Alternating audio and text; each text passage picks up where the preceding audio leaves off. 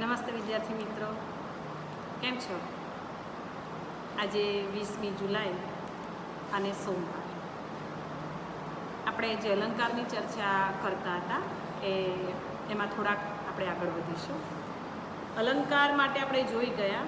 તમને બધાને હવે ખબર હોવી જોઈએ કે અલંકાર એટલે કયું પેપર. મેં બોર્ડ ઉપર લખ્યું છે, પેપરનું નામ છે અપઠિત અને એ ચોથો યુનિટ છે. આપણે દરેકે યુનિટની થોડી ચર્ચા કરીએ છીએ. આ પેપરની અંદર આપણે વિચાર વિસ્તારની થોડીક વાત કરી, થોડી વાર સંક્ષેપની વાત કરી, ગદ્ય સંક્ષેપની વાત કરી, થોડી સમજ આપણે થોડી પૂર્વ ભૂમિકા અને થોડા છંદની સાથે છંદ ચર્ચા કરી અને હવે આપણે જે કરીએ છીએ તે અલંકાર છે. અલંકારમાં આપણે ગયા વિડીયોમાં જોયું હતું કે અલમ વત્તા ક્રુ ધાતુ ઉપરથી બનેલો શબ્દ ગુજરાતીમાં આપણે કહીએ છીએ એના મૂળમાં છે. અલંકાર શબ્દના મૂળમાં એ અલમ વત્તા ક્રુ એવો શબ્દ પડેલો છે, જેને આપણે અલંકાર તરીકે ઓળખાય છે અને એ અલંકારનો અર્થ આભૂષણ એવો થાય છે. એની ભૂમિકા આપણે બાંધી હતી અને કહ્યું હતું કે કાવ્યની શોભા વધારનારું આ એક તત્વ છે. સર્જન પ્રક્રિયાના કેટલાક તત્વો છે.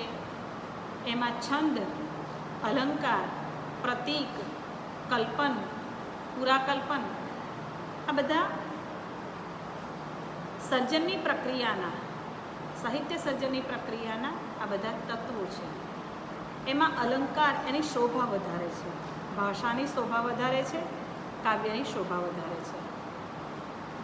એટલે જ કહ્યું છે કે કાવ્ય શોભા કરાન ધર્માન અલંકારાન પ્રચક્ષતે, એટલે કે અલંકાર એ કાવ્યમાં સુંદરતા લાવનાર વિશિષ્ટ તત્વ છે.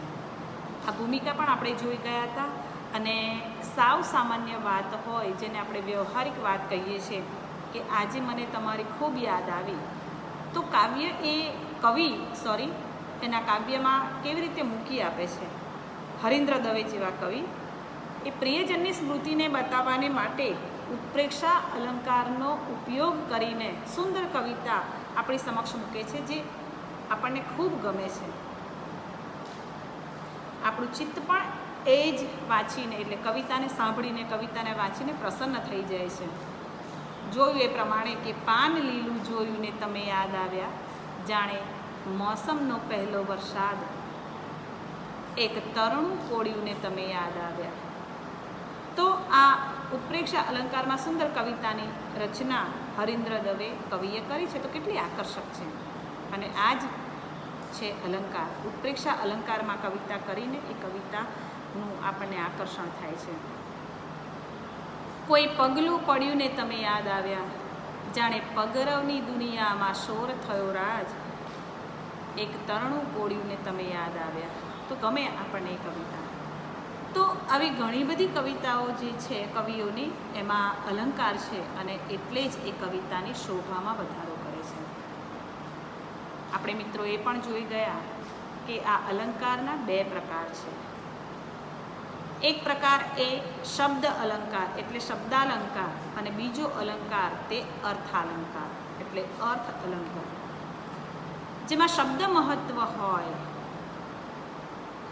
જેમાં શબ્દનું પ્રાધાન્ય હોય એવા અલંકારને આપણે શબ્દાલંકાર તરીકે ઓળખીએ છીએ. આપણે અગાઉ જોઈ ગયા, એનું આજે થોડુંક પુનરાવર્તન કરું છું અને થોડીક ભૂમિકા વધારે આપણે સ્પષ્ટ કરીએ છીએ.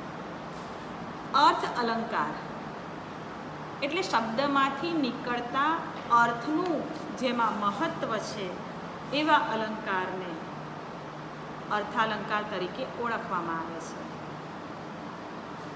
એટલે કે શબ્દમાંથી નીકળતા અર્થનું જેમાં પ્રાધાન્ય હોય એવા અલંકારને અર્થાલંકાર કહેવામાં આવે છે. શબ્દ અલંકાર અને અર્થ અલંકારમાં વળી પાછા કયા કયા અલંકારોનો સમાવેશ થાય છે એની પણ વાત કરી જાઉં. પહેલાં અગાઉ વાત પણ કરી છે એ મુજબ કે શબ્દ અલંકારમાં એક વર્ણાનુપ્રાસ અલંકાર, શબ્દાનુપ્રાસ અલંકાર, જેને યમક અલંકાર તરીકે પણ ઓળખવામાં આવે છે, અંત્યાનુપ્રાસ અલંકાર, આવા અલંકારોનો સમાવેશ શબ્દ અલંકારમાં થાય છે. એમાંનો એક આપણે અલંકાર જોઈ ગયા, એ છે વર્ણાનુપ્રાસ અલંકાર. વર્ણાનુપ્રાસ અલંકારને વર્ણ સગાઈ કે વર્ણ સાંકળી તરીકે પણ ઓળખવામાં આવે છે. એના આ જુદા જુદા નામ છે. તો આ થઈ શબ્દ અલંકારની વાત. તો અર્થ અલંકારમાં કયા કયા અલંકારનો સમાવેશ થાય? તો ફરીથી જ એક જ વાત હું પુનરાવર્તન કરું છું. એમાં ઉત્પ્રેક્ષા અલંકાર અર્થ અલંકારમાં, ઉત્પ્રેક્ષા અલંકાર, ઉપમા, રૂપક, વ્યાજસ્તુતિ, શ્લેષ, સ્વભાવોક્તિ, દૃષ્ટાંત જેવા અલંકારોનો સમાવેશ થાય છે. આપણે સિલેબસમાં જે શીખવાના છે એ અલંકારો મેં તમને અગાઉ કહ્યા છે કે આટલા શબ્દ અલંકાર જોવાના છે. એમાં વર્ણાનુપ્રાસ અને યમક એટલે કે શબ્દાનુપ્રાસ અલંકાર તેમજ અંત્યાનુપ્રાસ એટલે શબ્દ અલંકારના જે પ્રકારો છે એ બધા જ આપણે અભ્યાસક્રમમાં છે. તો અર્થ અલંકારમાં પસંદગીના અલંકારોનો સમાવેશ થયેલો છે. વર્ણાનુપ્રાસ અલંકારની થોડીક વાત આપણે કરી ગયા હતા ને એમાં આપણે જોઈ ગયા હતા કે જેમાં જે અલંકારમાં એકના એક વર્ણનું વારંવાર પુનરાવર્તન થતું હોય, એટલે કે એકનો એક વર્ણ વારંવાર આવતો હોય અને એમાંથી ચમત્કૃતિ જન્મતી હોય, એમાં આપણને મધુરતા લાગતી હોય અને આપણે એક આકર્ષણ થતું હોય, તો એવા અલંકારને વર્ણાનુપ્રાસ અલંકાર તરીકે ઓળખવામાં આવે છે. દાખલા તરીકે આપણે ઘણી બધી પંક્તિઓમાં જોઈ ગયા હતા કે કામિની કોકિલા કેલી પૂજન કરે. તો જે ક અક્ષર છે એટલે કે ક વર્ણ છે, તો એ ક વર્ણનું વારંવાર પુનરાવર્તન થાય છે. કામિની ક, કોકિલા ક, કેલી ક, પૂજન ક, કરે ક. તો એ જે વર્ણ છે એની નીચે આપણે એમ અંડરલાઈન કરીએ છીએ નાની નાની અને કહીએ છીએ કે આ એકનો એક વર્ણ વારંવાર પુનરાવર્તન થાય છે. અને આપણે જ્યારે એને બોલીએ છીએ ત્યારે કેટલી ચમત્કૃતિ લાગે છે કે કામિની કોકિલા કેલી પૂજન કરે. તો આ વર્ણાનુપ્રાસ અલંકાર બને છે. વર્ણ માધુર્ય તેને કહીએ છીએ, એ આપણને જોવા મળે છે. તો અન્ય કેટલીક પંક્તિઓ પણ મેં તમારી સમક્ષ રજૂ કરી હતી.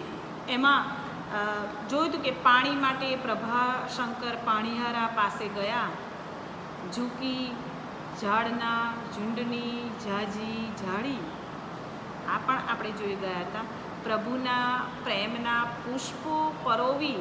તો જો મિત્રો જુઓ કે પ પ પ જેવા વર્ણનું પુનરાવર્તન, ક જેવા વર્ણનું પુનરાવર્તન, ઝ જેવા વર્ણનું પુનરાવર્તન, મીઠા મધુને મીઠા મેહુલા મનું પુનરાવર્તન કેટલું સુંદર એમાં ગોઠવાયેલું છે અને એમાંથી જે સૌંદર્ય જન્મે છે. અને એટલે જ આ અલંકારને વર્ણાનુપ્રાસ અલંકાર કહેવામાં આવે છે. તો વર્ણાનુપ્રાસ અલંકાર એ શબ્દ અલંકારનો એક પ્રકાર છે. એની વાત આપણે કરી ગયા. આ જ શબ્દ અલંકારનો એક બીજો અલંકાર આપણે જોઈએ છીએ અને પ્રકાર જોઈએ છીએ અને એ છે શબ્દાનુપ્રાસ અલંકાર. શબ્દાનુપ્રાસ અલંકારમાં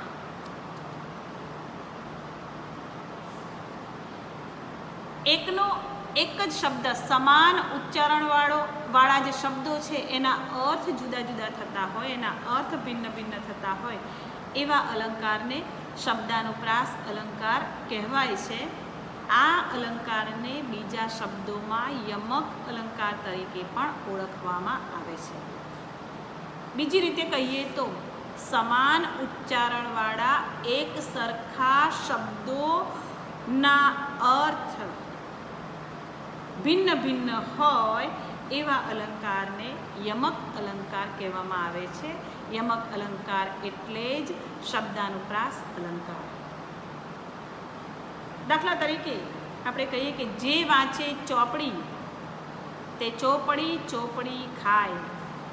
તો તમે જુઓ કે એક સમાન ઉચ્ચારણવાળા એક સરખા શબ્દો, તમને બધાને એક જ શબ્દ લાગે ચોપડી ચોપડી ચોપડી, પણ એને જે રીતે આપણે ઉચ્ચારણ કરીએ છીએ, જે વાંચે ચોપડી એટલે જે ભણશે ગણશે, ચોપડી વાંચવી એટલે ભણવું એમ. ચોપડી તે ચોપડી પેલું કહે છે ને કે તમે ખૂબ સારી રીતે તમારી કેરિયર બનાવો, ખૂબ સારી રીતે તમે પગભર થાવ, તો તમારે ઘી કેળા છે. ઘી કેળાનો મતલબ શું? એવું જ એમ, જે વાંચે ચોપડી તે ચોપડી ખાય એને સુખ છે, લીલા લહેર છે, શાંતિ છે. ચોપડી ખાય. ચોપડી એટલે 4 પડવાળી રોટલી અને ચોપડી એટલે ઘીથી ચોપડેલી લખવત, તો સુખ એમ. તો જે વાંચે ચોપડી તે ચોપડી ખાય. તો ચોપડી એ સમાન ઉચ્ચારણવાળા શબ્દો છે, પણ એના અર્થ અલગ અલગ છે. એકનો અર્થ થાય છે ચોપડી એટલે પુસ્તક.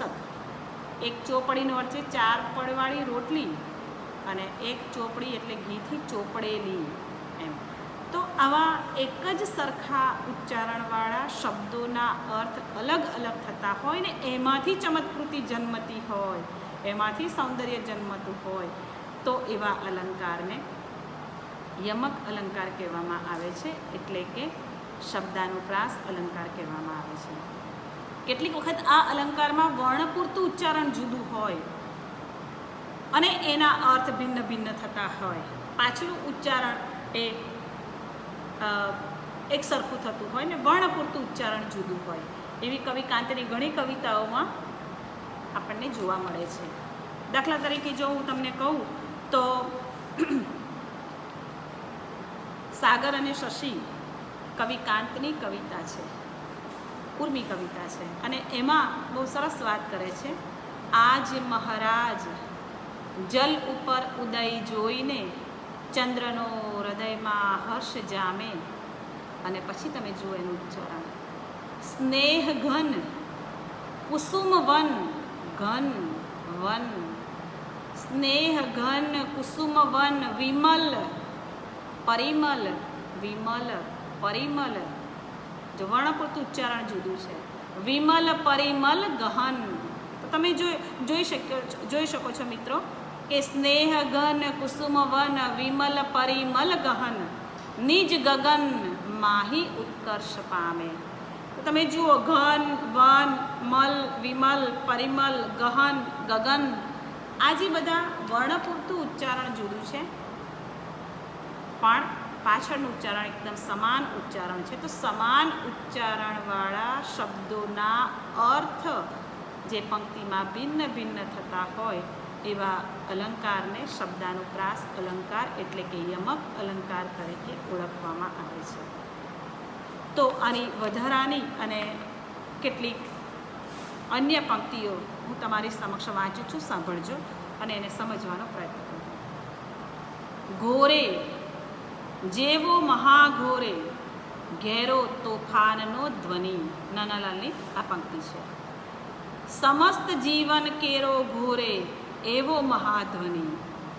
તમે જુઓ કે ઘોરે ઘોરે, ઘેરો, ધ્વનિ ધ્વનિ, આ બધા સમાન ઉચ્ચારણ છે, પણ એના અર્થ અહીં આગળ ભિન્ન ભિન્ન છે. નકશામાં જોયું તે જાણે ન કશામાં. તમે જુઓ કે નકશો અને નકશો એ બંનેના અર્થ અલગ અલગ છે. નકશો એટલે મેપ અને ન કશામાં એટલે કશામાં પણ નહીં એવો અર્થ થાય છે. આવી ઘણી બધી પંક્તિઓ છે, હું માત્ર વાંચું છું, સાંભળજો અને તમે જોજો.